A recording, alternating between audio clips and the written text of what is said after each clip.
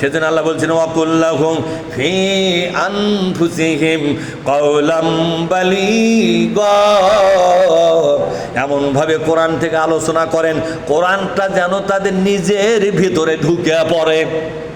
মানে পিছলে পিছলে আলোচনা করবেন না, কথা কে বলেছেন? অনেক সেদিন এক বক্তা বলছে হুজুর হামও কোরআন থেকে আলোচনা করি কিন্তু পিছলা কাটি। ওই কি কাটে? আমি বললাম কেমন হচ্ছে, এমনভাবে আলোচনা করছে ওরা বুঝেই পারে না আমি কি করছি। বলেন তো তাহলে এটা কি পিছলা কাটলো কিনা? আল্লাহ বলছেন নবীজি আমার কোরআনটাকে তুমি এমনভাবে উপস্থাপন করবে ফি আনফুসিহিম, বলেন ফি আনফুসি, ফি মানে মধ্যে, আনফুস মানে নফস, যাতে করে তার নফসের ভিতরে সুইয়ের মতো ঢুকে পড়ে। বলেন তো আমার কাছে যখন আলোচনা শোনেন ভেতরে ঢোকে না বেড়ে দেওয়া যায়? পিছলে পিছলি করে বেড়া যায় না, ভেতরেই ঢুকে যায়। এই জন্য অনেক লোক একবার যদি বসে যখন বুঝা পারে কাম তো সারিছে, তখন পরের বৈঠকে কিন্তু আসে না। তখন বুঝতে হবে এই লোক কেন আসে না, তা কি জানো নেই? এই লোকটা ভিন্ন রাজনীতি করে। যখন থেকে কোরআন আমাকে রাজনীতি ছাড়বার করছে, নতুন আরেকটা ধরবার করছে, তখন লোকটা এই পিছলে কেটে চলে যায়। ঠিক না বাড়ি জোরে মজা পায় না। ডাকলে কয় যা আসতেছি, অন্য লোক তুই গেল না কে, তখন বলে এই জন্যই যাইনি, ওখানে গেলে আমার দল যেটা করি সেটা থাকবে না।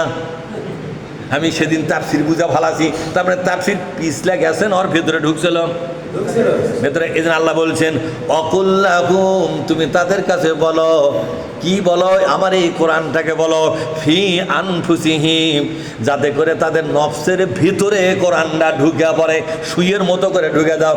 সুইয়ের পাশার মধ্যে যখন আমরা সুতা দেই কিনা জোরে কোন বলেন তো, সুইয়ের পাশার ভিতরে যদি সুতা যায় এই সুই দিয়ে খেতা সেলাই করা যাবে না? যাবে না। আর যদি বাইর দিয়ে সুতা যায় 500 বার সুতা দিলে ওই সুই দিয়ে কোনো কাম হবে না। তা আপনি তাফসির করবেন সুইয়ের এই ছিদ্রের ভেতরে দিবেন নাকি বাইরে বলে দিবেন?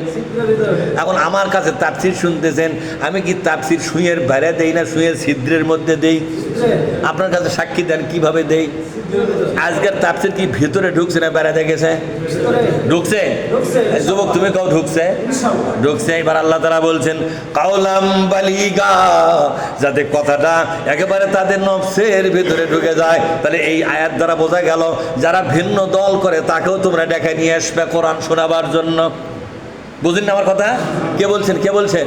যারা ভিন্ন দল করে তাদেরকেও ডেকে নিয়ে আসো। আসো ভাই আসো, কোরআনের বৈঠক। আজকে ইসাহাক সাহেব দাওয়াত দিলেন আমার সামনেই, ভাই একটা বার তোরা কোরআন শরীফ শোন বসে থেকে। এই দাওয়াতটা দেওয়ার পরে তার কিন্তু সওয়াব ঠিকই হয়ে গেছে।